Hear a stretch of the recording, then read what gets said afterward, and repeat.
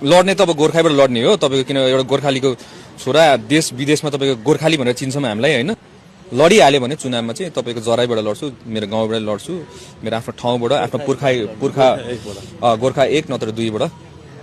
प्रचण्ड पनि हुनुहुन्छ, ठिकै छ त, राम्रो रहेछ। लड्नुहुन्छ होइन अब एउटा लडिन्छ नि, अब लड्नु पर्यो नि त, अब लड्नु पर्यो नि त होइन तपाईँको। अब उहाँ नै त्यहाँबाट लड्नुहुन्छ भने त त्यो त उहाँ मेरो ठाउँमा आएर लड्नु भएको हो नि त होइन। गोर्खा 1बाट सिफारिस गरिरहेछ प्रचण्डलाई पनि।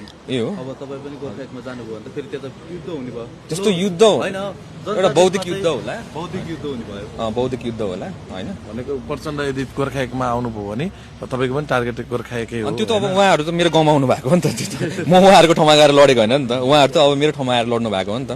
त्यही भएर ठिकै छ, उहाँहरू आउनुहुन्छ नि वेलकम, हामीले पनि फुलमाला सहित हामीले उहाँलाई वेलकम गरौँला आफ्नो गाउँठाउँमा होइन। अब यो एउटा विचारको लडाइँ हो होइन, त्यही भएर यो विचारको लडाइँमा जनताले अब जसलाई चुज गर्नुहुन्छ उहाँहरूलाई त हामीले रेस्पेक्ट गर्नै पर्यो, उहाँहरूको डिसिजनलाई त होइन। त्यसमा अब भएन भनेर हामीले पनि भन्नु मिल्दैन जनताको मतलाई होइन।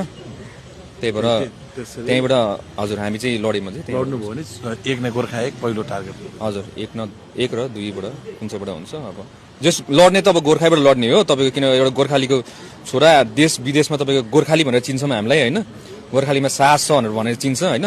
अनि यो साहसलाई चाहिँ नेपाली हुन त सबैजना नेपालीहरू हामी सबै साहसीलाई नै छौँ होइन। तर एउटा केन्द्रबिन्दु चाहिँ त्यहाँ भएको हुनाले चाहिँ अब त्यहीँबाट लड्ने चाहिँ इच्छा हुन्छ। Thank you.